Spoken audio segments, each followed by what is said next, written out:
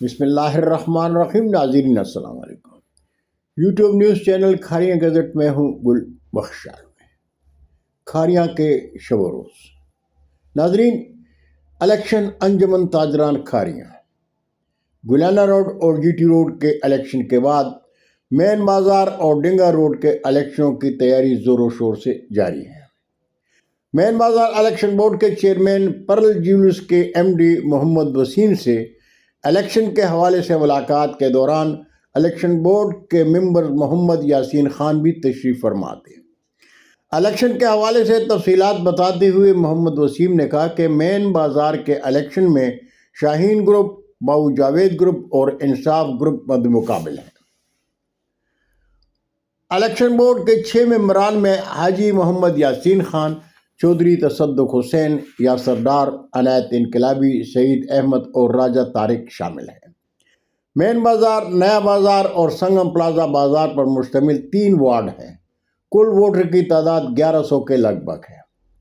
Voter list میں تینوں بازاروں میں سے ہر دکان کا نمبر، دکاندار کے نام اور شناختی کارڈ نمبر لکھا گیا ہے۔ خالی دکانوں کو بھی نمبر دیا گیا ہے، اس لیے کہ اگر اس دکان میں کوئی دکاندار کاروبار شروع کرتا ہے تو ووٹر لسٹ میں دکان نمبر کے سامنے دکاندار کا نام اور شناختی کارڈ نمبر لکھ دیا جائے گا۔ محمد وسیم نے کہا کہ مد مقابل 3 پینل میں اگر کوئی ایک امیدوار نااہل ہوتا ہے تو الیکشن بورڈ کو اختیار حاصل ہے کہ وہ پورے پینل کو نااہل کر دے، لیکن پینل کے قائد کو 2 دن کی مہلت دی گئی ہے کہ اگر وہ نااہل امیدوار کی جگہ دوسرا نام دے تو پینل انتخابی مقابلے میں شامل رہے گا۔ الیکشن بورڈ کے چیئرمین محمد وسیم نے کہا کہ تاجر برادری سے ہماری درخواست ہے کہ اخلاقیات کے دائرے میں الیکشن کا ماحول بنائیں، اخلاقیات کے تقاضوں کو نظر انداز نہ کریں، تاجر برادری دوستانہ ماحول میں الیکشن لڑیں۔ بار ایسوسی ایشن کھاریاں کا الیکشن ہمارے سامنے تابندہ مثال ہے۔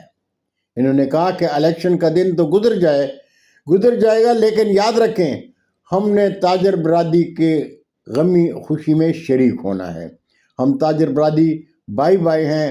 ہماری خواہش ہے کہ مین بازار کھاری کا الیکشن دوستانہ ماحول کے حوالے سے انتخابی تاریخ میں مثال بن جائے۔ بہت شکریہ ناظرین، زندگی نے ساتھ دیا تو برقی رابطے میں پھر ملاقات ہوگی۔ درخواست گزار ہوں کہ میرے چینل کو سبسکرائب کریں، دوستوں کے ساتھ شیئر کریں اور چینل کی گھنٹی ضرور بجائیں۔ اللہ تعالی ہم سب کے پاکستان کا حامی و ناصر ہو۔ پاکستان زندہ باد۔